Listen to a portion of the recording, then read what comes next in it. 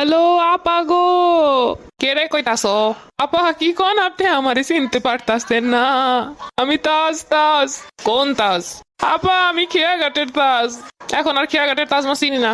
আপা এইটা কোনো কথা কইলেন? ফাইটটা যায় ও বুকটা ফাইটটা যায়। আপাই যখন দেশ সাইডে আমাকে কথা ভুইলা গিয়া পাংখা পাংখা কইরা উড়া যায়, ফাইটটা যায়, বুকটা ফাইটটা যায়। আমি গান তাজ আফা। হইছে এখন বুঝছি। তুই আর গান গাইস না রে, আর গান গাইস না। তোরে কত মানা করছি সংসদে ইয়ে গান গাইস না। তুই গান গাও হ্যাঁ মানুষে আমারে গালি দেয়। তোরে 1000 বার কইছি তুই সংসদে ইয়ে গান গাবি না, বনে জঙ্গলে রাস্তাঘাটে যে আনিস গাবি, সমস্যা নাই। না তুই তো হ্যাঁ শুনলি না, তুই সংসদে ইয়ে হাক ফিরে একটা গান গাই আমার মন্ডারে গলায় লাবি আর 1 কোটি টাকার একটা বাজেট লইয়ে চলে যাবি। আপা গো এই কথাটা কইতে পারলেন আপা? আমি প্রতিবার সংসদে যাওয়ার 2 মাস আগে থেকে এক একটা নতুন নতুন গান বানাইতাম আপনার লেগা। আপনি এরমের থুইয়া কেমনে গেলেন আপা? অন্তত যাওয়ার আগে একটু কইতে তো পারতেন যে এমনি ও বিদেশি গো হাত পাও ধরে কোনো একটা কনসার্টে যাওয়ার লইগে অনুরোধ করতাম। অন্তত দেশ ছেড়ে তো পালাইতে পারতাম। তখন কি অবস্থা তোমাকে? আফা আর কইেন না, পোলা পাইনে জানালা দিয়ে কয় দুষ্টু কোকিল ডাকে রে কুক কুক কুক কুক। রাত 3টা 4টা বাজে খালি এই গান গায়। আমার বাড়ির সামনে দিয়ে পোলা পাইন গেলেই কেমন যেন সোয়ে টিপ দেয়, ইশারায় ইশারায় ডাহে আফা। যাই হোক দেশে যখন আসো সাবধানে থাকো। আফা গো আপনি এটা কোনো কথা কইলেন আফা গো? আপা আপনি দেশে থাকতো আপনার চরণ তলে ঠাই চাইছি, এখন আপনার চরণ তলে একটু ঠাই দেন আপা। এগুলো বইলে কোনো লাভ নেই, এটা তো আর আমার বাপের দেশ না। আগে যা চাইছো দেওয়ার চেষ্টা করছি, এখন সম্ভব না। আপা গো এখন আমরা কি করবো একটু কইয়ে দেন। তোমরা আর কি করবা, বেশি বেশি তাহাজুদ পড়ো।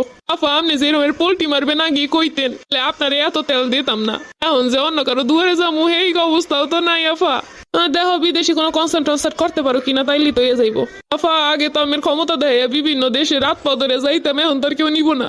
এইটাও বড় কথা না, বড় কথা হইলো পিঠ বাজাই না। পিঠ বাজামু কেমনে এই পড়তো গান গামু। হন এত পেশাল পারিস না, তোরে যা দিছি এটাই তো অনেক। এই নিয়ে এখন আল্লাহ বিল্লাহ কর। এই যে নৌকাইতে জাপ দিয়ে আমাকে নৌকা সহ ডুবাই দিলে নাফা। তোকে কারণে আমার দেড় সারা লাগছে, বেশি কথা কইস না। তোদের বেশি বাড়তে দিয়ে আজকে আমার এই অবস্থা হয়েছে, এই পরিণতি হয়েছে। আফা কই নয় কইয়ে না, আমের ব্যাপারে যা জানি সব কিন্তু জনগণের কইয়ে দিমু। দিয়ে কইয়ে তো আমার কি এখন আর ক্ষমতা লাগবো না কিছু না, দেড় সারে চলে এসে যা পারো কর। কাকা এতদিন আমের দলে আসলাম, আমের কথা আর কইলাম না। কিন্তু আমের কাউয়া কিন্তু ঠিকই খোঁচা দিলে সব কয়ে দিব। আগে কইছিলাম কাউয়ারে আগে বাদ দেন, দিলেন না। কাউয়ার জায়গায় যদি আমারে দিতেন আজকে এই অবস্থা হইতো না।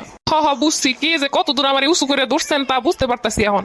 এই যে লুটুর পাটুর এগুলোকে আমি করছি, এগুলো তো তোরই কাম। তোরা সবগুলাই লুটুর পাটুর করে সব দোষ হয়েছে এখন আমারই দোষ তোকে এত লুটুর পাটুর করতে দেওয়া। আফারে আজকে এই কথা কইতাছেন, আমি জীবনেও কল্পনা করি নাই। আপনার এত সাপোর্ট করলাম, আপনার এত তেল দিলাম, আপনি এই বাঙ্গা তাজরে মনে রাখলেন না রে আফা। যাই হোক এখন তো এগুলো কয়ে লাভ নাই। আর দেখো বিদেশে কনসার্ট টনসার্ট করতে গিয়ে কারোর সাথে ভাবটাপ জমাইতে পারো কিনা, নিজের পিঠ নিজে বাঁচাও।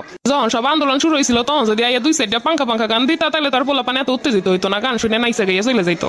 কই তখন তার সারা শব্দ ছিল না, আর এখন পিঠ বাঁচানোর লেগে ফোন দিতাছ। ঠিকই কইছেন, তখন যদি বাইরে 2টা পাঙ্খা পাঙ্খা গানও গাইতাম তাহলে তো অন্তত পিঠটা বাঁচতো।